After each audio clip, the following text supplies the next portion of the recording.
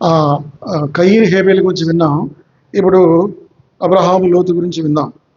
19వ అధ్యాయం మొదటి వచనం, ఆ సాయంకాలం మందు ఆ ఇద్దరు దేవదూతలు సొదొమ చేరినప్పటికీ లోతు సొదొమ గవని యొద్ద కూర్చుండెను.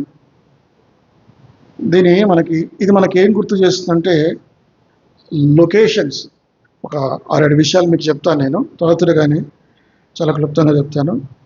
లొకేషన్స్ అంటే ఎక్కడ లోతు కూర్చున్నాడు, అబ్రహాం ఎక్కడున్నాడు, లోతు ఎక్కడున్నాడు, మనం ఎక్కడ ఉండాలి, ఎక్కడ ఉంటున్నాం. దేవుడు అబ్రహాంకి ఇచ్చిన స్వాస్థ్యమైన కనాను దేశంలో అబ్రహాం నివసిస్తున్నాడు. అయితే ఈ లోతు మాత్రం తను సిద్ధపరిచిన, తను ఉండాల్సిన స్థలం నుంచి బయటకు వచ్చేసాడు. కాబట్టి ఒకవేళ అబ్రహాంతో లోతు ఉండి ఉంటే లోతు దీవించబడేవాడు, లోతు ఆశీర్వదించబడేవాడు. కానీ ఇక్కడ జరిగింది ఏంటంటే అబ్రహాము లోతుని విడిచిపెట్టాడు. మరి లోతు ఉండకూడని స్థలంలో ఉన్నాడు కదా. చూడండి 13వ అధ్యాయం 10వ వచనం, ఆదికాండం 13:10-11. లోతు కనులెత్తి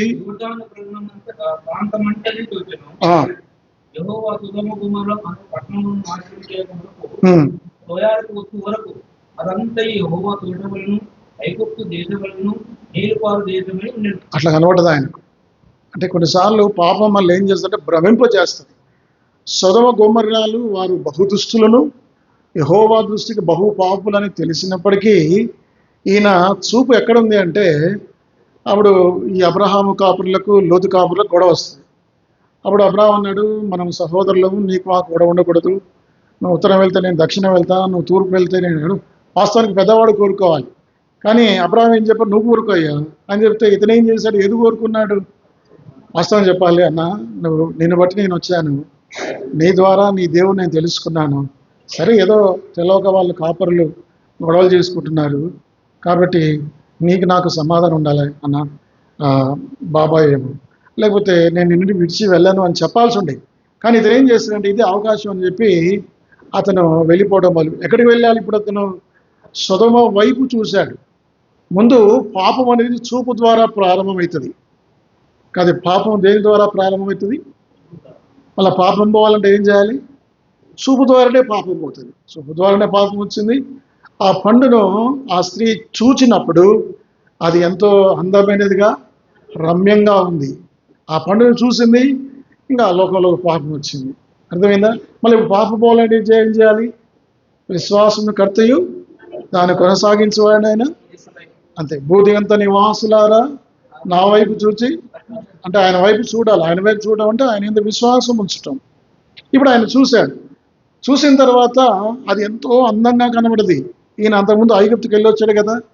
ఈ ఐగుప్తులో రంగురంగుల ప్రపంచం, కళల ప్రపంచం, అక్కడ నాగరికత, అక్కడ డ్యాన్సులు, అక్కడ ఎంటర్టైన్మెంట్, అక్కడ అన్నీ చూశాడు. ఆయన ఐగుప్తులోంచి లోతు బయటకు వచ్చాడు, కానీ మనసంతా ఐగుప్తుతోనే ఉంది. ఆ సొదొమ గొమొర్రాలు ఐగుప్తు వలె కనబడ్డాయి. ఇంకా అంటాడు, ఇంకా ఏదైనా తోట వల్లే ఆయన కనబడ్డదట.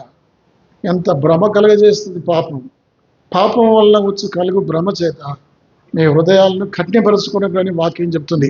ముందు చూశాడు, చూసిన తర్వాత ఏం చేశాడు. 12వ వచనం, ఏ 12, 13, 12. అబ్రాహాము కనానులో నివసించెను, కాపురం ఉండి.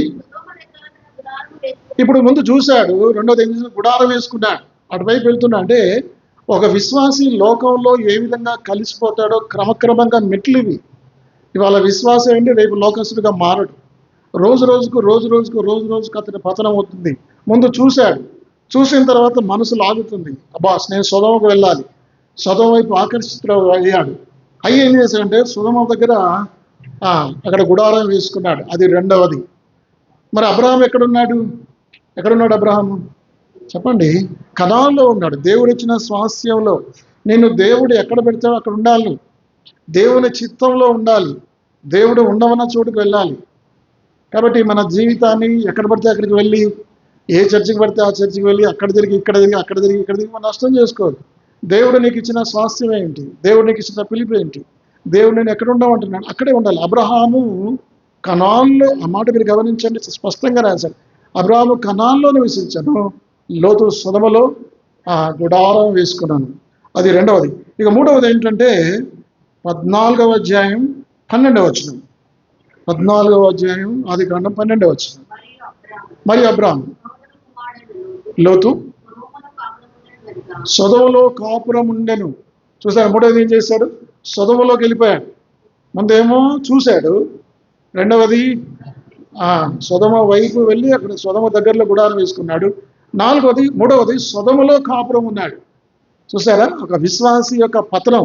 అబ్రహాం విశ్వాసే, లోతు విశ్వాసే. కానీ అబ్రహాం ఏమో దేవునికి స్నేహితుడు, లోతు లోకానికి స్నేహితుడు కదా. అబ్రహాము దేవునికి స్నేహితుడని యాకోబు 2:23లో ఉంది. లోతు లోకానికి స్నేహితుడని యాకోబు 4:4లో ఉంది. వ్యభిచారులారా, ఈ లోక స్నేహం దేవునితో వైరమని మీరు ఎరగరా అని తెలుసు.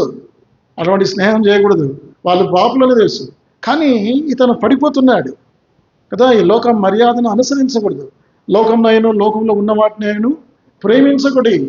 కాబట్టి తన పతనం చూడండి. గ్రాడ్యువల్గా ముందు చూశాడు, రెండవది అటువైపు గుడారం వేశాడు, మూడవది అక్కడ కాపురం ఉన్నాడు సొదొమలో.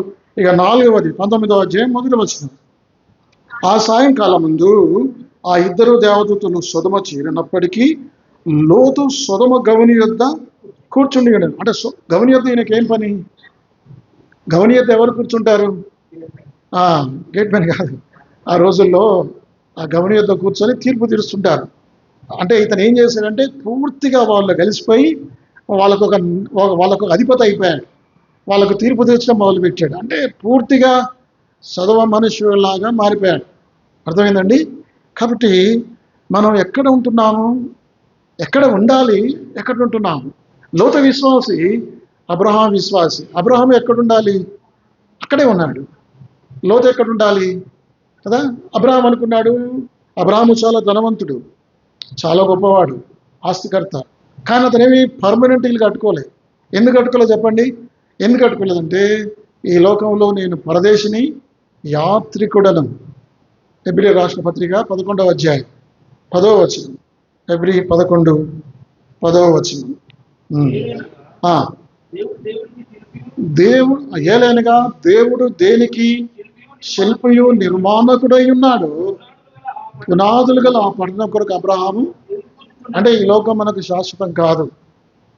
అంటే అట్లా అని చెప్పి మీరు అందరూ టెంట్లు వేసుకోండి, ఇల్లు కట్టుకోద్దాం ఉద్దేశం కాదు. అంటే మన యాటిట్యూడ్ ఎట్లా ఉండాలి, మన వైఖరి ఎలా ఉండాలంటే, ఈ లోకం అశాశ్వతం, నేను కొద్ది కాలమే జీవిస్తాను, ఇది లోకాన్ని విడిచిపెడతాను, నేను నిత్యత్వంలోకి వెళ్ళిపోతాను.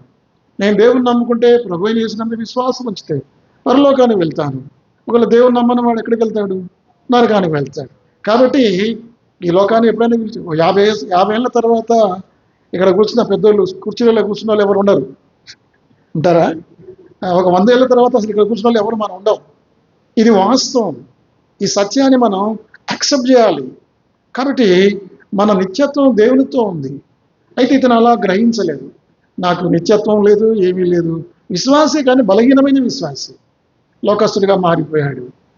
సొదొమ వైపు చూశాడు, సొదొమ వైపు ఆకర్షితుడయ్యాడు, సొదొమ కూడా టెంట్ వేసుకున్నాడు, సొదొమలో కాపురం ఉన్నాడు. చివరికి సొదొమ మనుషులకే తీర్పు తీరుస్తూ ఉన్నాడు. లొకేషన్స్. దేవుడు ఎక్కడుండమన్నాడు, ఎక్కడ ఉండాలి చెప్పండి. ఇప్పుడు మీరు వినండి. ఈ విశ్వాసి లోతుకు దేవుడు చెప్పాడా, నువ్వు సొదొమకు పో అని చెప్పాడా దేవుడు ఆయనతోని? చెప్పలేదు. దేవుడు యోసేపుకు చెప్పాడు. ఏమని చెప్పాడు? ఐగుప్తుకు వెళ్ళు అన్నాడు. అంతే కదా. ఐగుప్తులో ఉన్నాడు, అక్కడ సాక్ష్యం నిలబెట్టుకున్నాడు. దేవుడు అతనికి తోడై ఉన్నాడు. ఆ దేశానికి ప్రధానమంత్రి అయ్యాడు. దానియేలుకు దేవుడు చెప్తున్నాడు, బబులోనికి వెళ్ళాడు. 4 రాజుల దగ్గర మరి ప్రధానమంత్రిగా పనిచేశాడు. గొప్ప సాక్ష్యం నెలకొల్పాడు. ఎస్తేరుకు దేవుడు చెప్పాడు, పారసీకానికి పో, యూదుల సాక్ష్యం నిలబెట్టు. మరి అట్లా ఈయనకైనా చెప్పాడా దేవుడు? చెప్పలేదు కదా. కాబట్టి సొదొమ అనేది ఎంత చెడ్డది. అది మొట్టమొదటిగా వీరిద్దరి మధ్యలో తారతమ్యాలు. అంటే అబ్రహాం ఎక్కడ కాపురం ఉన్నాడు, లోతు ఎక్కడ కాపురం ఉన్నాడు అనేది చాలా ప్రాముఖ్యమైన విషయం. మనం ఎక్కడ ఉండాలి, ఎక్కడ ఉంటున్నాము, ఎక్కడ ఉండాలి, ఎక్కడ ఉంటున్నాం. ఆదివారం 10 నుంచి 1 గంట వరకు ఎక్కడ ఉండాలి, ఎక్కడ ఉంటున్నాం. మంగళవారం 7 గంటల నుంచి 8:30 వరకు మనం ఎక్కడ ఉండాలి, గురువారం 7 నుంచి ఎక్కడ ఉంటున్నాలి, ఎక్కడ ఉంటున్నాం. అర్థమైందండి? లొకేషన్స్ చాలా ప్రాముఖ్యం. అర్థమైందా? అది అబ్రహాముకు లోతుకున్న వెచ్చ. రెండవది టైమ్స్, ఆ సమయాలకు గుర్తించండి. అబ్రహాం దగ్గరికి దేవుడు హాట్ టైంలో వచ్చాడు. 18వ అధ్యాయం మొదటి వచనం నేను చదువుతున్నాము. మరియు మమ్రే దగ్గర ఉన్న సింధూర వనములో అబ్రహాము ఎండవేళ గుడారపు ద్వారమందు కూర్చొని ఉన్నప్పుడు యెహోవా అతని కనబడిను. అతడు కన్నులెత్తి చూసినప్పుడు 3 మనుషులు అతని ఎదుట నిలవబడి ఉండిరి. ఎంతమంది కనబడ్డారట? 3. ఎప్పుడు వచ్చారు ఈ 3? హాట్ టైంలో వచ్చారు. ఆదాము దగ్గరికి ఎప్పుడు వచ్చాడు దేవుడు? చల్లపూట, సాయంకాలం, ఉదయం కాలంలో వచ్చాడు. అది హాట్ టైం ఏం చెప్తుందంటే, ఈ ఎండవేళ దేవుడు ఎందుకు అంటే ఈ ఎండ ఏం చెప్తుందంటే, హాట్ టైం తీర్పుకు గుర్తు. అంటే దేవుడు చాలా కోపంతో ఉన్నాడు, ఆవేశంతో ఉన్నాడు. సొదొమ గొమొర్రాల ఆ పాపం పండింది, దాన్ని తీర్పు తీర్చడానికి, ఆ పట్టణాన్ని నాశనం చేయడానికి వచ్చాడు. అందుకే ఎండలో వచ్చాడు. అది ఒక అర్థం ఎండలో రావటానికి. టైమ్స్. ఈ రెండవది, ఎండ ఏం చెప్తుంది అంటే, ఈ ఉదయం పూట ఎండ తక్కువ ఉంటుంది. ఉదయం పూట ఏముంటుంది? నీతిమంతులు పట్టపగులు వెలుగు వలె అంతకంతకు తేజరిల్లును అనే సామెతల గ్రంథంలో ఉంది. ఉదయం పూట అంత చల్లగా ఉంటుంది. మీరు సమయంగా మధ్యాహ్నం కల్లా కొంచెం ఫుల్ లైట్ వస్తుంది. అంటే ఇదేం చెప్తుందంటే, అబ్రహాము వెలుగు సంబంధి అని చెప్తుంది. అబ్రహాము ఏ సంబంధి? వెలుగు సంబంధి. మనం వెలుగు సంబంధులం. దేవుడు వెలుగై ఉన్నాడు, ఆయన యందు చీకటి ఎంత మాత్రము లేదు అని 1 యోహాను 1:5 ఉంది. కాబట్టి ఎండవేళ రావటం అబ్రహాం దగ్గరికి దేవుడు 2 కారణాలు. ఒకటి, తీర్పు తీర్చడానికై, సొదొమ గొమొర్రాలను నాశనం చేయడానికై వచ్చాడు. రెండవది, ఎండ ఏం చెప్తుందంటే హాటెస్ట్ టైం, హాట్గా ఉన్న టైంలో వచ్చాడంటే మరి వెలుగు సంబంధి అని కూడా చెప్తుంది. మరి లోతు దగ్గరికి ఎప్పుడు వచ్చాడు దేవుడు? 19వ అధ్యాయం మొదటి వచనం. ఆ సాయంకాలం ముందు సొదొమ చేరినప్పటికీ. అయితే ఇప్పుడు అసలు దేవుడు రానేలేదు. దేవుడు వస్తాడా? రాడు. ఇప్పుడు సాయంకాలం ముందు అదే చీకటి పడుతుంది. అంటే దీన్ని బట్టి మనకు అర్థమయ్యేది ఏంటంటే, లోతు సొదొమలో చీకటిలో ఉన్నాడు, చీకటి జీవితానికి అలవాటు పడుతున్నాడు. ఇప్పుడు మనం వెలుగు సంబంధులమా, చీకటి వాళ్ళమా? చీకటి దేని గుర్తు? పాపాన్ని గుర్తు. చీకటి దేని గుర్తు? గ్రహింపు లేని స్థితి గుర్తు. చీకటి దేని గుర్తు? మరణానికి గుర్తు. చీకటి దేని గుర్తు? నరకానికి గుర్తు. చీకటి దేని గుర్తు? అపవాదికి గుర్తు కదా. వాడు అంధకార సంబంధమైన అధికారం. కాబట్టి సాయంకాలం అంటే చీకటి పడుతుంది, అప్పుడు పోయారు వీళ్ళు.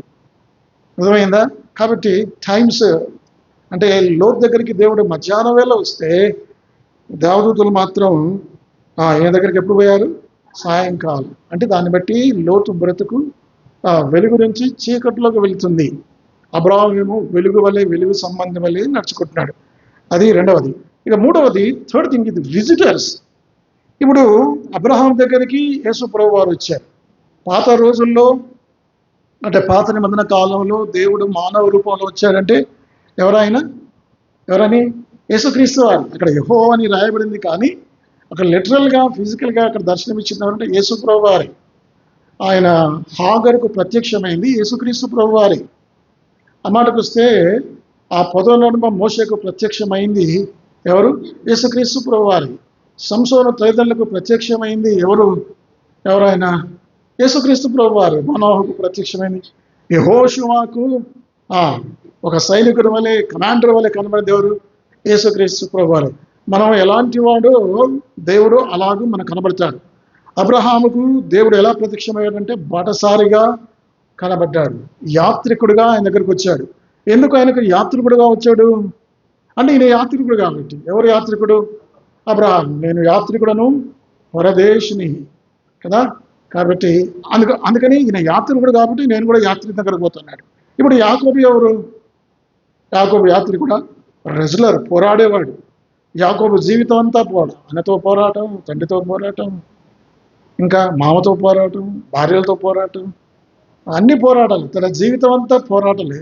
దేవుడు యేసుప్రభు ఎట్లా ప్రత్యక్షమైన ఆయనకు? ఈయన పోరాడేవాడు కాబట్టి దేవుడు కూడా పోరాడేవాడుగా ఆయన ప్రత్యక్షమయ్యాడు. అంటే రెగ్యులర్గా వాళ్ళిద్దరు కొట్లాడుకుంటారు. ఎవరు? యేసుప్రభు గారు, యాకోబు. తెల్లవారులు ఆయన వెళ్ళిపోతా అంటాడు, ఈయనేం పట్టుకుంటాడు. రెజ్లింగ్ చూసారా మీరు? డబ్ల్యూడబ్ల్యూ ఇలా పట్టుకుంటారు, ఇట్లా గట్టిగా పట్టుకుంటారు. కుస్తీ పోటీలు, అది బాగా మంచి తెలుగులో బాగుంది. కాబట్టి ఇప్పుడు ఏం జరిగిందంటే యాకోబుకి అట్లా ప్రత్యక్షమయ్యాడు దేవుడు. పోరాడేవాడిగా నువ్వు ఎలాంటి వాడివో దేవుడు నీకు అలా కనబడతాడు. ఇప్పుడు యెహోషువ ఉన్నాడు. యెహోషువ ఎవరైనా వాజ్ అ కమాండర్, సైన్యాధిపతి. యేసుప్రభు వారు యెహోషువ 5వ అధ్యాయంలో ఒక కత్తి తీసి కనబడ్డాడు. అంటే మనం ఎలాంటి వాళ్ళము, దేవుడు అలాంటి వాడు. దయగల వారికి ఆయన దయ చూపిస్తాడు అని 18వ అధ్యాయం కీర్తనలో ఆ మాటలు. మనం ఎలాంటి వారమో ఆయన అలాంటి వాడిగా కనబడతాడు. ఇప్పుడు విజిటర్స్ వచ్చారు. అందులో యేసుప్రభు వారు ముగ్గురు మనుషులు కదా. ముగ్గురులో ఒకరెవరు? దేవుడు, యేసుప్రభు వారు. మిగతా ఇద్దరు ఎవరు? కాదు, ఇద్దరు ఎవరు? వాళ్ళు దేవదూతలు. 19వ అధ్యాయం మొదటి వచనం చదవండి. ఆ సాయంకాలం ముందు ఇద్దరు ఎవరు? దేవదూతలు. అంటే అబ్రహాం దగ్గరికి వచ్చింది ఎవరంటే, ఒకరేమో దేవుడు యేసుక్రీస్తు ప్రభువారు, మరొక ఇద్దరు దేవదూతలు. కానీ ఇక్కడ యేసు ప్రభు దగ్గరికి అబ్రహాం దగ్గరికి రావడానికి దేవుడు ఇష్టపడ్డాడు. దేవుని దగ్గరికి రావడానికి, అబ్రహాము దగ్గర రావడానికి దేవుడు ఇష్టపడ్డాడు. కానీ అదే దేవుడు లోతు దగ్గరికి వెళ్ళలే. దేవుడు అపరిశుద్ధ స్థలంలో ఉన్నాడు, అపవిత్రమైన స్థలంలోకి రాడు. అబ్రహాము జీవితం పరిశుద్ధమైన జీవితం, ఆత్మీయమైన వాతావరణం ఉంది. అలాంటి వ్యక్తి దగ్గరకు వస్తాడు. పాపం చేసే వ్యక్తుల దగ్గరికి ఉండడు. మన ఇంట్లో బోర్డు ఏం పెట్టుకుంటాం బయట అంటే, ఇంటికి యజమాని ఎవరు? యేసుక్రీస్తు ఇంటికి యజమాని. కానీ యజమాని ఉండనే ఉండడు.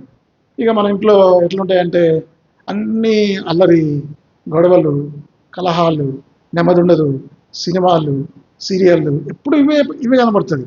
ఇలాంటి అపవిత్రమైన స్థలంలోకి దేవుడు వస్తాడా? మన ఇంట్లోకి వస్తాడా చెప్పండి? రాడు. ఇప్పుడు లవోదిక అని ఒక సంఘం ఉంది. అక్కడ ఏం చేశారంటే వాళ్ళ అపవిత్రమైన జీవితాన్ని బట్టి దేవుడు వాళ్ళ మధ్యలో ఉండకుండా ఆయన బయటికి పోయాడు. ఎవరు? యేసుప్రభు బయటికి పోయాడు. కానీ ఆయన మనసు ఎక్కడ ఉంది? అయ్యో నా సంఘం, నా స్వరక్తం ఇచ్చి సంపాదించిన సంఘం కదా అని చెప్పి వాళ్ళు అనుకున్నారు. యేసుప్రభు వారు మా మధ్యలో ఉన్నాడు, మా సంఘంలో ఉన్నాడని మనం అనుకుంటాం కదా. రైబోతులో దేవుడు ఉన్నాడు అనుకుంటున్నాం కదా. అట్లా వాళ్ళు ఏమనుకున్నారు? లవోదికలో దేవుడు ఉన్నాడు. లవోదికలో దేవుడు ఉన్నాడు. ఇదిగో నేను తలుపునొద్ద నిలుచుండి తడుస్తున్నాను అంటే ఇప్పుడు ఎక్కడున్నాడు? యేసుప్రభు బయట ఉన్నాడు. ఆయన బయట పెట్టి వీళ్ళందరూ లోపల ఉన్నారు. ఎందుకు ఆయన బయట పెట్టారంటే వీళ్ళు అపవిత్రమైన క్రియలను పెట్టి, వీళ్ళు గర్విస్తులు. నేను ధనవంతులను, ధనవృద్ధి చేసుకుని నాను, నాకేమీ కొదవ లేదని చెప్పుకొచ్చున్నారు. వెచ్చగా లేరు, చల్లగా లేరు. లవోదిక సంఘం పరిస్థితి అది. కాబట్టి దేవుడు అబ్రహాము ఇంట ఉండడానికి ఇష్టపడ్డాడు. కానీ లోతు దగ్గర రావడానికి నేను రానయ్య లోతు దగ్గరికి. దేవదూతలు మీరు పోతే పోండి, but I don't want to come to him, I don't like to him. చూసారా? కాబట్టి విజిటర్స్. ఒక దేవుడేమో అబ్రహాం దగ్గరికి వచ్చాడు, తర్వాత లోతు దగ్గరికి రాలేదు. మన పరిస్థితి ఎలాగుంది? మన హృదయం ఎలాగుంది? మన జీవితం ఎలాగుంది? మన ప్రవర్తన ఎలాగుంది? మన గృహం ఎలాగుంది? మన సంఘం ఎలాగుంది? దేవుడు నివసించదగిన స్థలమేనా ఇది? దేవుడు నా హృదయంలో ఉండడానికి నా హృదయం అనుకూలంగా ఉందా? కదా.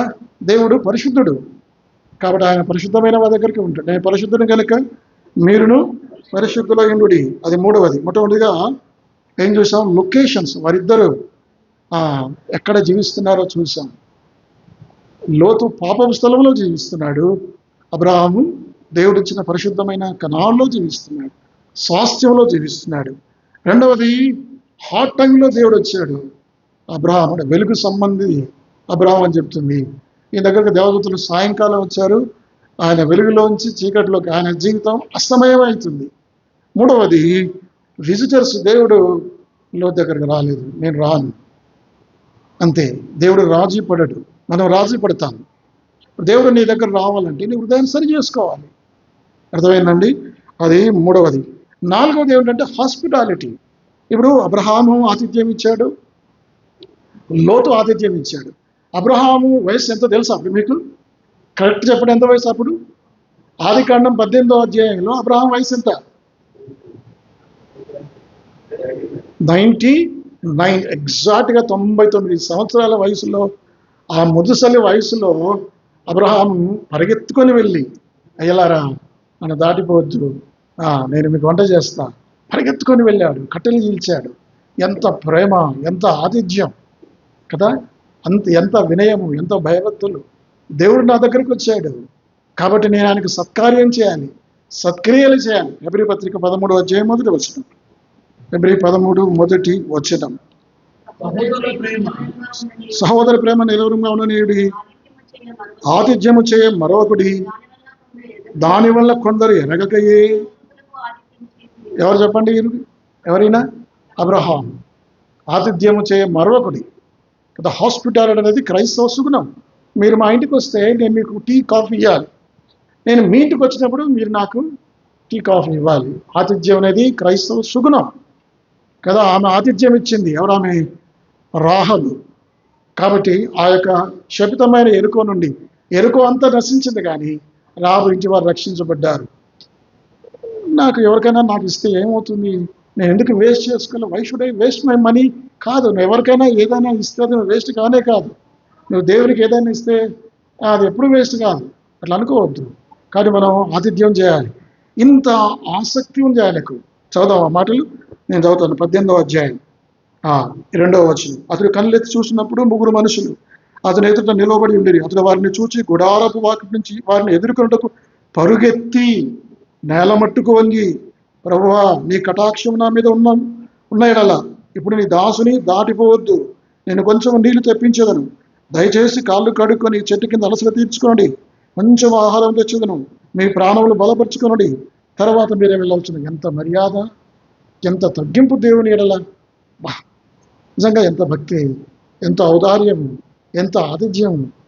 నిజంగా దేవుడు అబ్రహామును ఎందుకు మెచ్చాడు? అబ్రహామును దేవుడు ఎందుకు ఆశీర్వదించే కారణం ఇది. లోతు ఆతిథ్యం ఎలా ఉంది అంటే, లోతు కూడా కొంతవరకు చేశాడు కానీ అబ్రహాము చూపినంత యాటిట్యూడ్ లేదు. చూడండి 19వ అధ్యాయం.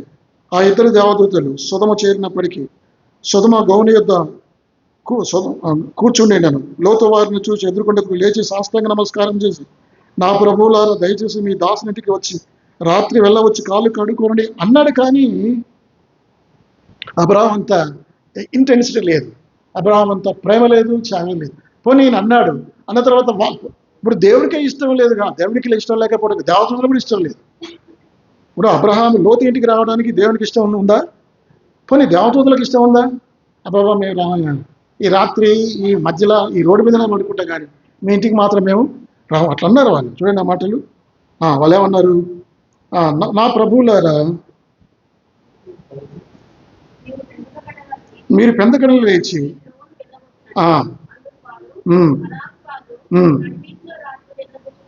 చూస్తారా, నడివీధిలో రాత్రి వెళ్ళబుచ్చుతామయ్యా లోతు, మేము పని మీద వచ్చాం, మీ ఇంటికి మాత్రమే ఉన్నాం. మరి లోతు విశ్వాసే కదా, ఎందుకు పోకూడదు? పోరు, అంతే, ఇష్టం లేదు. ఇంకా బలవంతం చేశారు. బలవంతం చేస్తే తప్పనిసరి పరిస్థితిలో వెళ్ళారు. కానీ నిజంగా మనస్ఫూర్తిగా వెళ్ళలే. చూసారా, మన జీవితం, మన కుటుంబం, మన హృదయం ఆత్మీయ వాతావరణం ఉండాలి, పరిశుద్ధమైన జీవితం ఉండాలి, ప్రశాంతంగా ఉండాలి, నెమ్మదిగా ఉండాలి, సమాధానంగా ఉండాలి. అది 4వది హాస్పిటాలిటీ. 5వది ఏమిటంటే మెసేజెస్. ఇప్పుడు ఇద్దరికి వర్తమానం వచ్చింది. ఏమైనా వర్తమానం వచ్చిందంటే, అబ్రహాంతో దేవుడు చెప్పాడు, అబ్రహామా చూడు, 24 సంవత్సరాలు వెయిట్ చేస్తున్నాను, 24 సంవత్సరాలను వెయిట్ చేశాను, ఇంకొక సంవత్సరానికి వస్తానయ్యా నేను. అబ్రహాము, నువ్వు ఇంతకాలం ఉన్నావు కదా, 25 సంవత్సరాలు కుమారుని కోసం ఎదురు చూస్తావు కదా, ఇంకొక సంవత్సరం ఆగు, వచ్చే సంవత్సరం నేను నీ దగ్గరికి వస్తాను, నీ కుమారుని ఇస్తా. అంటే మెసేజ్ ఏమొచ్చింది అబ్రహాముకు? ఏమొచ్చింది? ఆశీర్వాదం వచ్చింది. అబ్రహాం వచ్చింది. కానీ ఈయనకేమొచ్చింది? లోతుకేమొచ్చింది? మెసేజ్, తీర్పు వచ్చింది. మరి ఆ సొదొమ మీద అగ్ని గంధకాలతో తనకున్న అన్ని పోగొట్టుకున్నాడు. ఎవరైనా? లోతు కుటుంబం మీదకి, లోతు దేశం మీదకి, సొదొమ మీదకి ఏమొచ్చింది? తీర్పు వచ్చింది. ఇక్కడేమో ఆశీర్వాదం వచ్చింది, ఇక్కడేమో మెసేజ్ వచ్చింది, తీర్పు కదా. ఇప్పుడు అది సంగతి. కాబట్టి ఏది మనం కోరుకుంటున్నాం? దేవుడు మనకు ఏ మెసేజ్ వస్తున్నాడు? అబ్రహాము వలె, బిడ్డ నేను ఆశీర్వదిస్తాను, నీ కుమారుని ఇస్తాను, నేను ఆశీర్వదించేవారిని ఆశీర్వదిస్తాను, నేను దూషించేవారిని నేను శపిస్తాను, ఇట్లా చెప్తున్నాడా? దేవుడు ఆశీర్వాదం ఇవ్వడానికి మన దగ్గరకు వస్తున్నాడా, లేదా దేవుడు తీర్పు తీర్చడానికి మన మధ్యలోకి వస్తున్నాడా? మనం గ్రహించాలి. లోతు లోతు విశ్వాసే. అసలు ఆ మాటకు వస్తే అబ్రాహాము ప్రార్థన చేయకపోతే ఆ లోతు కూడా అక్కడనే అగ్నిగంధకం నశించే ఆ సుధములో తగబడిపోయేవాడు. కేవలం అబ్రాహామును బట్టి వేరు చేశాడు. ఇప్పుడు ఆ మెసేజ్లు మనం చూస్తున్నాం. కాబట్టి దేవుని బిడ్డలంగా మరి మనం ఎలా ఉండాలి, ఎక్కడ ఉండాలి మనం తెలుసుకోవాలి. అర్థమైందండి? మన అవిశ్వాసంతో కాపురం ఉండకూడదు. ఎందుకు ఈ లోతుకి ఇంత శిక్ష వచ్చింది? 2 కొరింథీ 6:14 చదవండి. 2 కొరింథీ 6:14.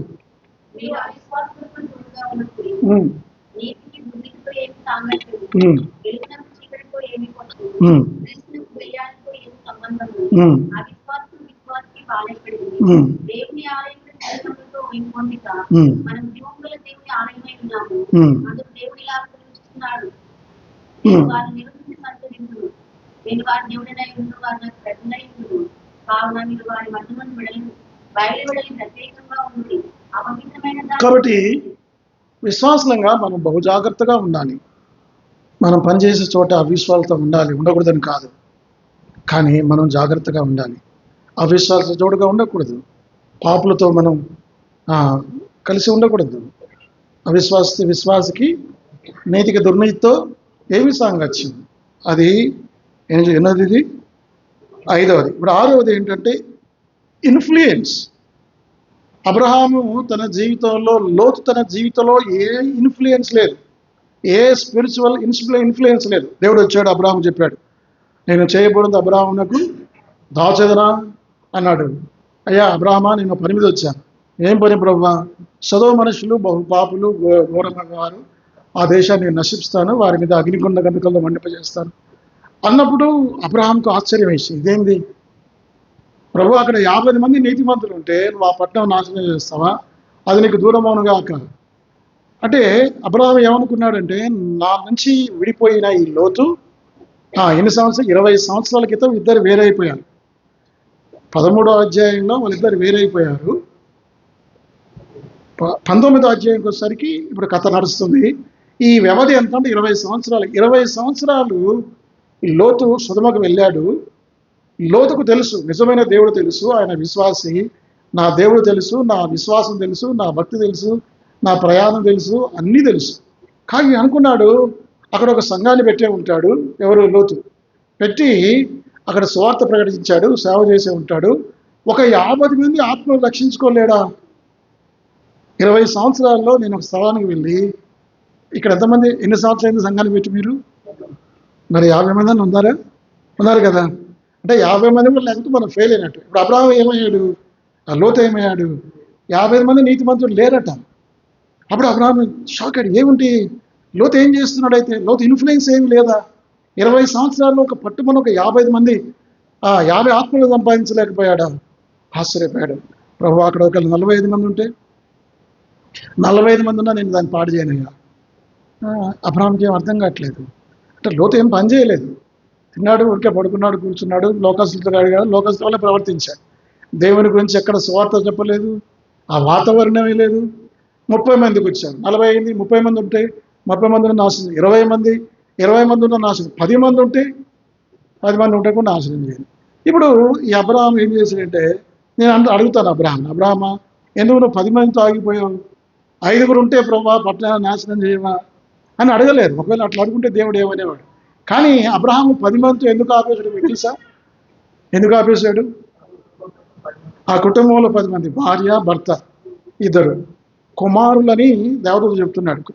నీ కుమారులు ఇక్కడ ఉన్నారంటే కుమారులని ప్లూరల్ వేడు, అంటే 2 కుమారులు ఉండొచ్చు. కుమార్తెలు, పెళ్ళి అయిన కుమార్తెలు 2, పెళ్లి కాని కుమార్తెలు 2. పెళ్ళి అయిన కుమార్తెలు 2 అంటే అల్లులు ఎంతమంది? 2. ఇప్పుడు చెప్పండి, సంఖ్య ఎంత అయింది? కరెక్ట్గా 10 అయింది. అబ్రహాము తెలుసు 10 మంది ఉంటారు. ఆ ఊర్లో ఎవడు నశించినా, ఎవడు నీతిమంతుడు కాకపోయినా కనీసం 10 మంది ఆ కుటుంబం రక్షించబడింది. ఆ కుటుంబంలో ఉన్న 10 మంది నీతిమంతులు, వాళ్ళు దేవుని నమ్ముకున్నారు కాబట్టి ఇక అది ఆ పట్టణం నాశనం కాదనుకున్నాడు. కానీ 10 మంది ఉన్నారా? ఒక్క లోతు ఒక్కడే, ఇంకెవరు విశ్వాసులు కాదు. లోతుకు వచ్చి ఆ యొక్క సొదొమ దేవదూతలు వచ్చి చెప్తున్నారు, తెల్లవారుతుందయ్యా, ఈ పట్టణం నాశనం కాబోతుంది, దేవుడు అగ్నిగంధకాలతో ఇది నాశనం చేయబోతున్నాడు, మీరు త్వరగా పరిగెత్తండి అని చెప్తే ఈ లోతులు ఇది చాలా ఇన్ఫర్మేషన్ ఇట్స్ వండర్ఫుల్ మెసేజ్. నాకు నేను గొప్ప చెప్పుకోను, కానీ యూట్యూబ్లో చాలామంది 200-300 మంది చూస్తారు. మీరు సరిగ్గా విన్నా వెనకపోయినా వేరే వాళ్ళు చాలా వింటారు. చాలా ఉపయోగకరమైన వర్తమానాలు ఇవి. కాబట్టి అందుకే రికార్డ్ చేస్తున్నా, అంత మించి ఇంకేం లేదు. అయితే ఇప్పుడు అబ్రహాము చెప్పాడు, దేవుడు నీవు ఒక్కడైనా కుమారుని నీవు బలిగా అర్పించాను. కానీ ఏం చేశాడు? ప్రభా ఏంటి ప్రభా ఇది, 25 సంవత్సరాలు వెయిట్ చేసి లేక నా కొడుకు పుడితే అప్పుడే వాటిని చంపేస్తా అంటావు, నీకు జ్ఞాన? అసలు నిన్ను ఇవ్వని దేవుడు మళ్ళీ నిన్ను కావాలని అడిగింది దేవుడు, బలి ఎందుకు చేస్తున్నప్పుడు అన్నాడా? ఏం మాట్లాడలేదు. తెల్లవారగానే విధేయత, అబ్రహాం యొక్క విధేయత చూడండి. తన భార్యకు చెప్పలేదు. భార్యకు చెప్తే ఏం సాధస్తావు నీకు అంటది. ఒకవేళ శార చెప్పాడు, అమ్మా దేవుడు నాతో ఇట్లా చెప్పాడు, నా కుమారుని బలిగా ఇవ్వమంటే శార ఇవ్వనిస్తుందా? ఎంత ఏడ్చేదో, ఏం సాధస్తామో నీకు, వెరు చెప్పండి, నీకు ఎట్లా కలగన్నవేమో ఉట్టి మాటలు నువ్వు పక్కన పెట్టు అని చెప్పి అన్నది. కానీ భార్య చెప్పలేదు, ఎవరు చెప్పలేదు. ఇద్దరు పనులు తీసుకున్నాడు, గాడిదని తీసుకున్నాడు, కుమారుని తీసుకుని వెళ్ళిపోయాడు. ఎటువంటి విధేయత, ఎంత వేగర ఉంది. వాళ్ళ యాటిట్యూడ్ డిఫరెన్స్ చూడండి. అబ్రహాం యాటిట్యూడ్కి ఇతను తడువు చేస్తున్నాడు, ఆలస్యం చేస్తున్నాడు. ఆలస్యం చేసుకు యెహోవా దొరుకు కాలమున ఆయన మీరు వెతుకుడి, అంతే. అవకాశం పోతుంది. ఓ యెరూషలేమా ప్రభు నిన్ను దర్శించుకోవడం నీవు ఆయన అర్థమైతుంది. యెరూషలేము వచ్చి ప్రభు ఏడుస్తున్నాడు. మనకు అవకాశం ఉన్నప్పుడే మనం త్వరపడాలి, త్వరగా రక్షణ పొందాలి. రక్షణ విషయంలో తీర్మానం అది తడువు చేశాడు. ఇక రెండవది ఆయన ఏం చేశాడంటే, రెండవది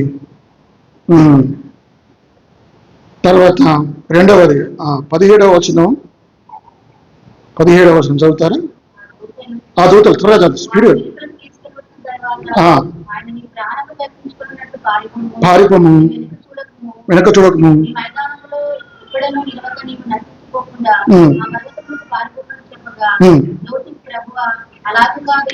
చాలు.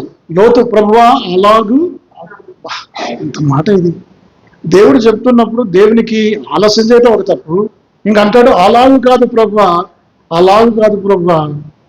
ఎటువంటి విచారం ఇది! దేవుని మాటకు అటగించటం. సంపూర్ణమైన విధేయత లోతు జీవితంలో లేదు. ఒకవేళ లోతు జీవితంలో విధేయత కనుక ఉంటే ఆయన కుటుంబం నష్టపోయేది కాదు. అర్థమవుతుందా? విధేయత లేని వ్యక్తి దేవుని మాటకు, దేవుని వాక్యాన్ని అడ్డగిస్తున్నాడు. సరిగ్గా పేతురు ఇదే తప్పు చేశాడు. పేతురు అన్నాడు, ఈ రాత్రి గొర్రెల కాపుని కొడతారు, గొర్రెలు చెదిరిపోతాయి అని చెప్తే ఈ పేతురు అంటాడు, ప్రభువా వీళ్ళందరూ నిన్ను విడిచిపెట్టినా నేను మాత్రం నిన్ను వేడు అవసరమైతే నీ కోసం ప్రాణం పెడతాను. ఈనాట ప్రాణం పెడతాడట. ఎవరైనా? పేతురు. 24 గంటలు గడపక ముందు ఏమన్నాడు? ఆయన ఎవరో నాకు తెలియదు. ఒట్టు పెట్టుకుంటున్నాడు, చెప్పించుకుంటున్నాడు. చూసారా? వచ్చి మాటలు, ప్రగల్భాలు అంటారు వీటిని. అర్థమైందండి? తన జీవితంలో పేతురు ఎంత నష్టపోయాడు, అబద్ధమాడాడు, తర్వాత నరాత్రి చేయబోయాడు, ప్రార్థన చేయలేదు. కాబట్టి దేవుని వాక్యాన్ని అడగించకూడదు. అసలు ఈ మాట ఆయన పలకూడదు. చెప్పగానే అబ్రహాం వల్ల లోపడాలి. అలాగూ కాదు ప్రభువా, అంటే నీ చిత్తం కాదు ప్రభువా, నా చిత్తం. యేసుపోయామన్నాడు, నా చిత్తం కాదు ప్రభువా, నీ చిత్తం జరగాలంటే. లోతు ఏమంటాడు? నువ్వు చెప్పినట్టు విన్నాను ప్రభువా, నా చిత్రం అలాగూ కాదు ప్రభువా. అంటే దేవుడికే సలహాలు ఇచ్చేంత గొప్పవాడు అయిపోయాడు. ఆ రూపాంతర కొండ మీద పేతురు, యాకోబు, యోహాను, యేసుప్రభు వచ్చినప్పుడు పేతురు అన్న మాటలు మీకు గుర్తున్నాయా? ప్రభువా నీకు ఒకడియు, మోషేకు ఒకడియు, ఏలియాకు ఒకడియు పర్ణశాలలు కట్టుదాము. ఈ ఉచిత సలహాలు ఇవ్వకూడదు. ఏమంటారు వీటిని? ఉచిత సలహాలు. ఇప్పుడు మీరేం చేస్తారంటే, మీకు ఎవరన్నా ఏదన్నా అడిగితే చెప్పండి, అన్నా నాకు ఈ సమస్య ఉంది, దీని గురించి ఏమైనా చెప్తామంటే చెప్పండి. కానీ ఒట్టిగా వాళ్ళు అడగకముందే సలహాలు చెప్తే మనం పలసనైపోతాం. ఇప్పుడు వెంటనే దేవుని కోపం వచ్చింది పరలోకం నుంచి. ఏమన్నాడు? ఈయన నా ప్రియ కుమారుడు, ఈయన మాట విని. యూ ఫూల్, నీ మాట ఆయన వింటే నాయన పేతురు, ఆయన మాట నువ్వు విను. అర్థమైందా? కాబట్టి మనం దేవుని వాక్యాన్ని అడ్డగించుకోవద్దు. ఇక మూడోది ఏం చేశాడంటే 20వ వచనం, 20 చదువు. పారిపోటకు ఈ ఊరు సమీపంలో ఉన్నది, అది చిన్నది, నన్ను అక్కడికి తప్పించుకొని పోనిమ్ము. చూసారా?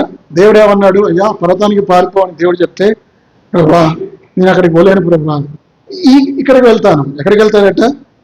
ఈ ఊరు సమీపంలో ఉంది, ఇక్కడికి వెళ్తా అంటే దేవుడు చెప్పిన. నిజంగా ఒకవేళ లోతు కనుక ఆ పర్వతం మీదకి పారిపోతే లోతు తన కుటుంబం అంత నాశనం అనేది కాదు.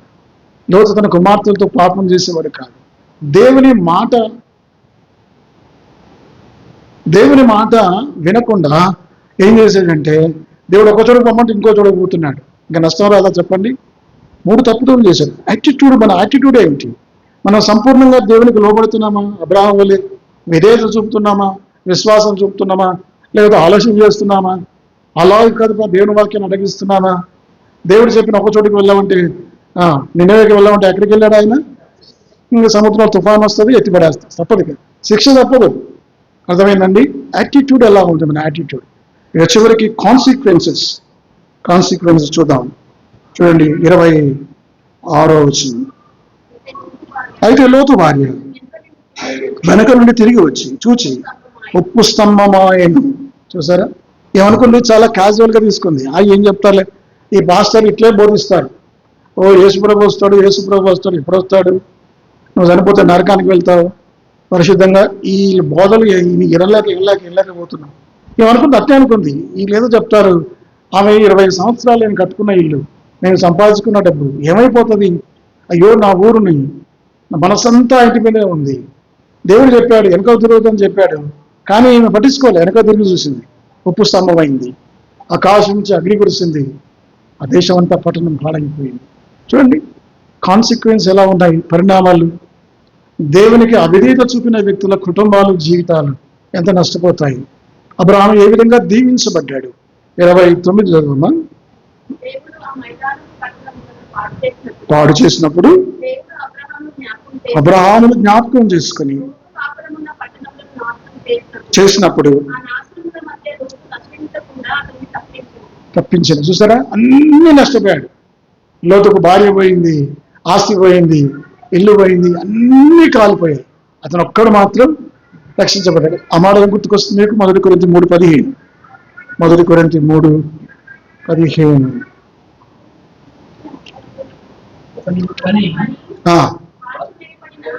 కాల్చివేయబడిన ఎడల వారికి నష్టం కలగను, అతను తన మటుకు రక్షింపబడు. కానీ చూసారా? అన్ని పనులన్నీ కాల్చివేయబడ్డాయి. లోతు అంతా కూడా ఏం మిగిలినాయి. మధ్యాకాశంలో లోతు యేసుప్రభు నిలబడి, అబ్రహాము నిలబడతాడు, లోతు నిలబడతాడు అనుకోండి. లోతుకు చెప్పుకోవడానికి ఏముంది? లోతు నువ్వు విశ్వాసం కదా, నీతిమంతుడు కదా, మరి నువ్వు నా కోసం ఏం చేసావు? అప్పుడు ఏం చేస్తావు? లోతు తలకాయ కిందికి వేసి ఏం చేస్తావు? తలకాయ కిందికి వేసి ఏడుస్తూ, ఏమీ లేదు, అన్నీ కాలిపోయాయి, తన పనులన్నీ కాలిపోయాయి. కర్ర, గడ్డి, కొయ్యకాలు అవి ఏమైతే అగ్నిలో వేస్తే? ఈయన జీవితం, ఈయన పనులు అట్లాంటివి. అబ్రహాము పనులు ఎలాంటివి? వెండి, బంగారము, వెలగలగాలు అగ్నిలో నిలుస్తాయి. అబ్రహాము పని నిలిచింది, ఈయన పనులు కాలిపోయాయి. అర్థమైందండి? 8 విషయాలు మనం చూసాం. ఒకటి ఏంటంటే లొకేషన్స్. దేవుడు ఉండే స్థలంలో ఉన్నావా? దేవునికి చిత్తం వెలుపల ఉన్నావా? పరీక్షించుకోవాలి బలిలో చేయడం. రెండవది, వెలుగు సంబంధిగా ఉన్నావా, చీకటి సంబంధిగా ఉన్నావా? అది రెండవది. మూడవది ఏం చెప్పుకున్నాం మనం? విజిటర్స్. దేవుడు నివసించడానికి ఇష్టం ఉందా? దేవుడు నీ దగ్గర రావడానికి ఉన్న ఆ వాతావరణం నువ్వు సిద్ధం చేసావా, ప్రిపేర్ చేసావా? దేవుని ఇష్టం లేదు, దేవదూతలు కూడా ఇష్టం లేదు ఆయన ఇంటికి పోవటానికి. ఇంకా బలవంతం చేస్తారు కాబట్టి పోక తప్పలేదు. అర్థమైందండి? మన జీవితం పరిశుద్ధంగా ఉండాలి, దేవుడు నివసించదగిన హృదయం మనకు ఉండాలి. అది మూడవది. నాలుగవది మనం ఏం చెప్పుకున్నాం? ఆతిథ్యం. అబ్రహాము చేసిన ఆతిథ్యం అంత గొప్పది. లోతు ఆతిథ్యం ఉంది కానీ అంతగా లేదు. అది నాలుగవది. ఐదవది మెసేజెస్. ఏమొచ్చింది? నువ్వు ఆశీర్వదించబడతావు నాయన, వచ్చే సంవత్సరం వస్తాను, నువ్వు కుమారుని అంటావు. ఎంత దీవెన, ఎంత ఆశీర్వాదం. ఈయన చెప్పాడు, లోతు నీ పట్టణం నాశనం అవుతుంది, తీర్పు వస్తుంది. అది మెసేజ్లో కూడా డిఫరెన్స్ ఉంది. తర్వాత ఇన్ఫ్లుయెన్స్. ఏ ఇన్ఫ్లుయెన్స్ లేదు. 20 సంవత్సరాలు వ్యర్థం చేసుకున్నాడు. రక్షింపబడిన తర్వాత నీవు దేవుని కోసం ఏమీ చేయకపోతే నీ జీవితం అంతా వ్యర్థమే. భౌతికంగా నువ్వు ఫ్లరిష్ కావచ్చు, అన్ని విధంగా మంచిగా ఉండొచ్చు, పిల్లలు అమెరికా పంపవచ్చు, మంచి ఉద్యోగాలు సెటిల్ అవ్వచ్చు, కానీ అది కాదు. దేవుని కోసం నువ్వేమైనా చేసావా? ఇన్ఫ్లుయెన్స్ ఉందా? అబ్రహాము ఇన్ఫ్లుయెన్స్ ఎలా ఉంది? ఎలా తన కుటుంబాన్ని ఆత్మీయంగా కట్టుకున్నాడు? లోతు ఏ అల్లుళ్ళకు దృష్టిలో ఎగతాళిగా అయిపోయాడు. మన జీవితం ఎగతాళిగా ఉండకూడదు. వాడా ప్రభుదాస, వాడా అట్లా అనిపించుకోవద్దు మనం. ఓ ప్రభుదాస్ అన్నట్టుగా ఉండాలి, ఇన్ఫ్లుయెన్స్. తర్వాత ఏం చెప్పుకున్నాం మనం? యాటిట్యూడ్. ఈయన ఆలస్యం చేస్తున్నాడు, తడువు చేస్తున్నాడు. అలాగే కాదు ప్రభువా, ఇక్కడ పోతా ప్రభువా. అబ్రాహాం అట్లా చెప్పాడా? నీ కుమారుడిని బలిగా ఇవ్వమని కానీ పెంతల గడిని లేచి వేగరంగా వెళ్ళాడు. అటువంటి విధేయత, రెడీనెస్ ఉండాలి. చివరికి ఏం చెప్పుకున్నాం మనం? కాన్సిక్వెన్స్, పరిణామాలు, పర్యవసానాలు అయిపోయింది. లోతు భార్య ఉపశమమైంది, లోతు కట్టుకున్న ఇల్లు పోయింది, లోతు కట్టుకున్న ఆస్తి పోయింది, లోతు పంచాయతీ తీర్పు అన్ని పదవులు పోయినాయి, అన్నీ పోయినాయి. అబ్రాహామును బట్టి, ఆయన ప్రార్థన బట్టి అతను మిగిలాడు. వల్లలో చేయి వేయకుండా పరీక్షించుకున్నాం. లోతు వల్లే ప్రవర్తిస్తున్నామా? నానాటికి దిగజారుతున్నామా? ఆత్మీయంగా అబ్రాహాం వల్ల అంతకంతకు వృద్ధి చెందుతున్నామా? ఎవరికి వారం పరీక్ష. 8 విషయాలు మనం ఎలా ఉన్నాం? 8 విషయాలు అబ్రాహాం ఎలా ప్రవర్తించాడు, 8 విషయాలు లోతు ఎలా ప్రవర్తించాడు? ఎవరికి వారం పరీక్షించడం వల్ల యోగ్యంగా చేయవేద్దాం. దేవుడి వాక్యం దీవించుకున్నాడు.